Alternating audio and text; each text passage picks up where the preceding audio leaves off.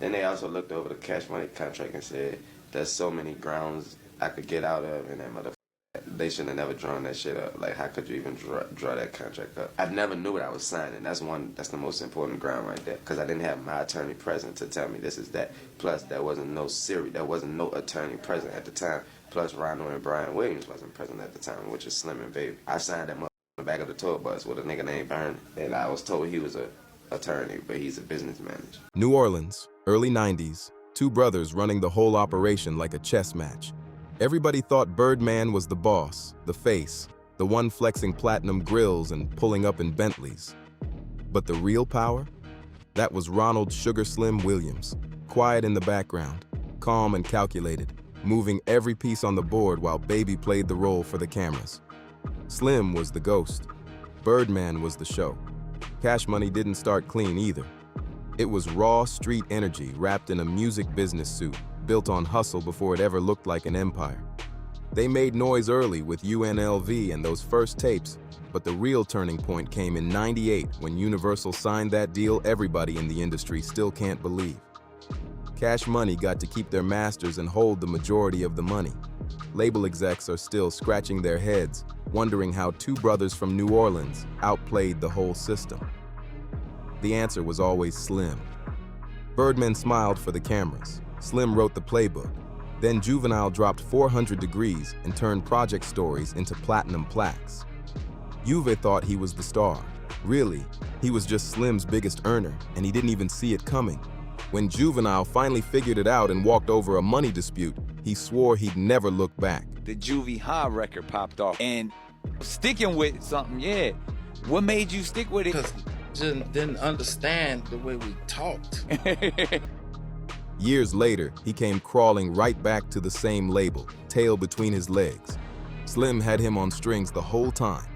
Manny Fresh, the producer who literally built the Cash Money sound, he bounced too, going public about getting shorted on bread. But his lawsuit settled out of court quietly, because nobody wins a war against a man who never raises his voice. Slim doesn't argue, he just controls the outcome. BG and Turk ran the same play. Complained about money, left, tried to go solo. Turk even filed a lawsuit in 2015 for over $1 million, suing Cash. Money for money is like suing the streets for loyalty. The paperwork piles up, but the check never comes. BG came home from his bid screaming he'd never touch that label again. When it all started. See, they went to blaming my drug addiction on, you know what I'm saying, somebody with me. You know what I'm saying? Baby, I feel like everybody's jealous of him. You know what I'm saying? It's just, man, boy, that's some whole shit. It's old bitch ass nigga, Baby, he's a dog. Every dog had his dick, you know what I'm saying? Going around, come around, you know what I'm saying? Nigga selfish, nigga all for self. He could have paid a nigga and played a nigga. I found out when we was on our Cash Money Rough Rider tour. You know what I'm saying? We was gone like 60 days.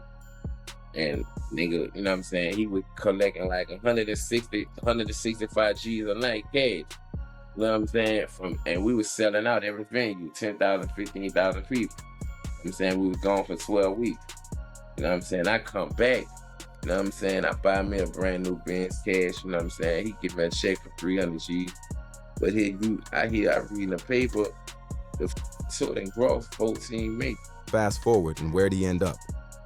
Right back under Cash Money, same label he said betrayed him. That's the grip Slim built.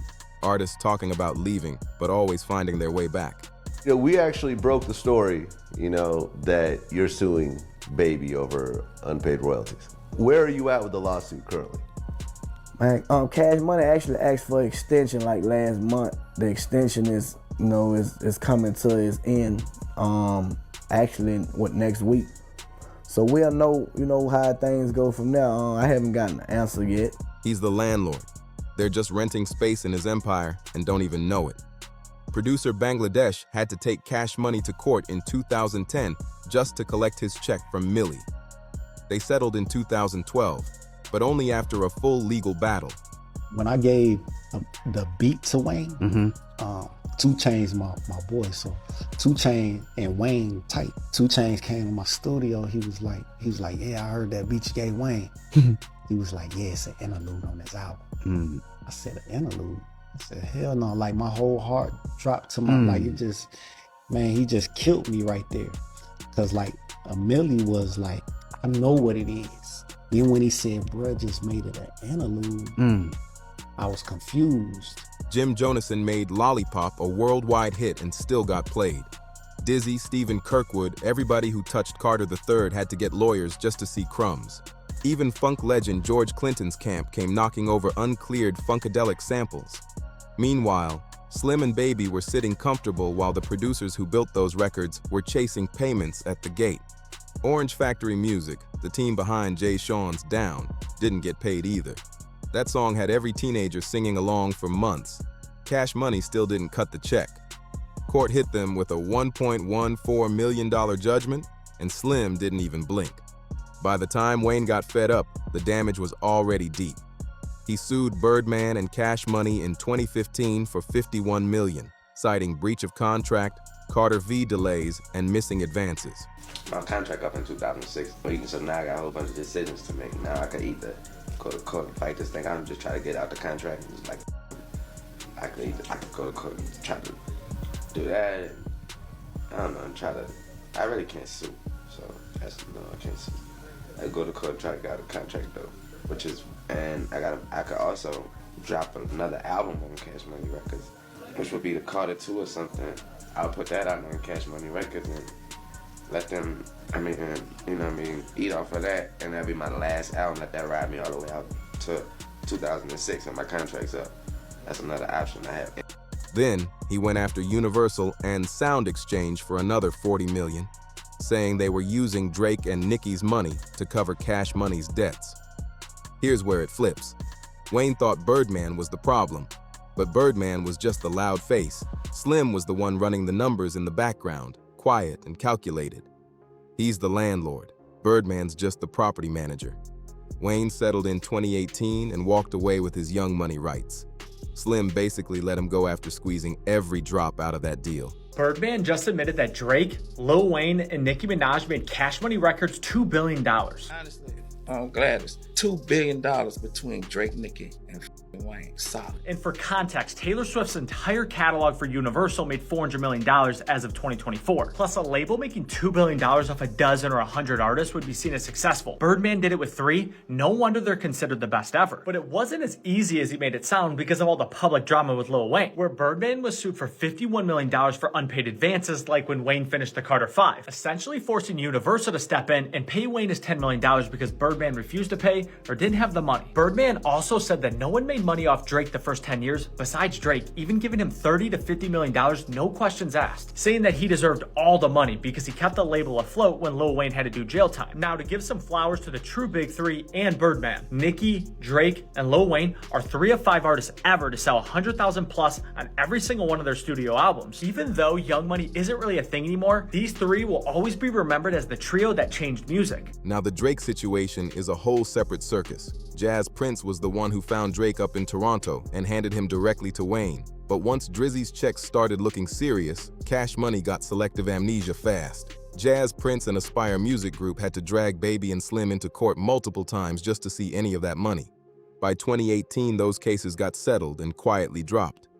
But the whole time, Slim sat back calm while everyone else fought over scraps.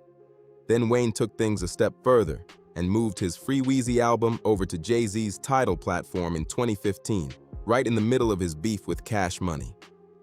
Birdman got loud about a $50 million Tidal lawsuit, and the blogs went wild. But those court papers never actually landed anywhere.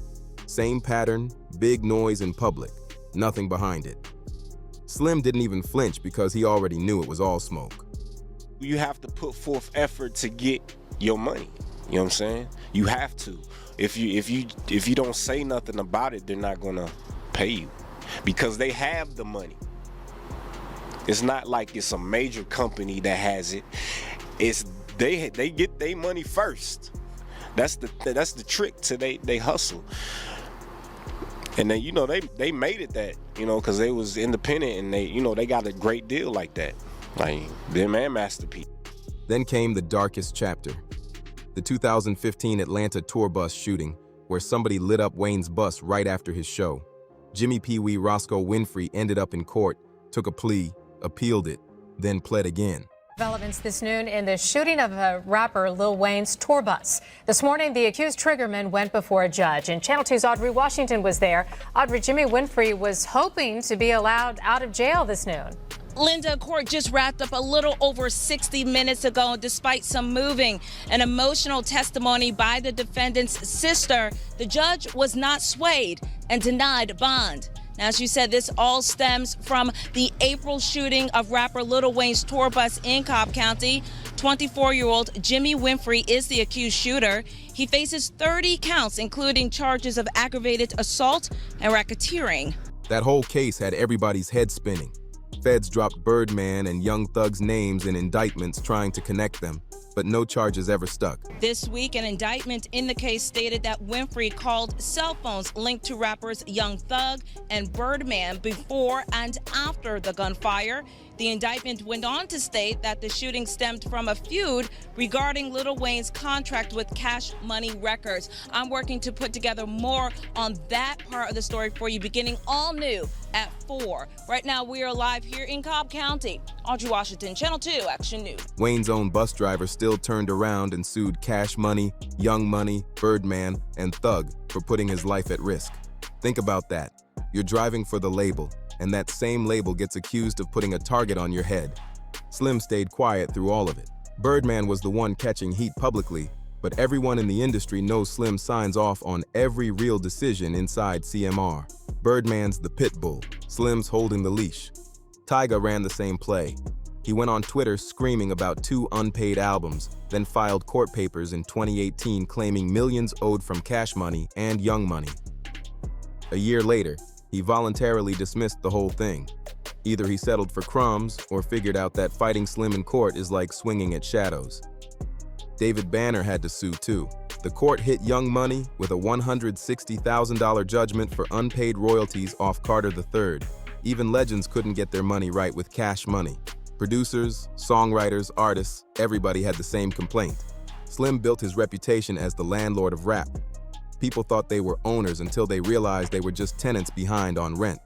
And while all that was happening, Birdman's personal life was falling apart just as fast. By 2017, his Palm Island, Miami mansion, the one where he filmed videos with Bugattis in the driveway, got hit with foreclosure.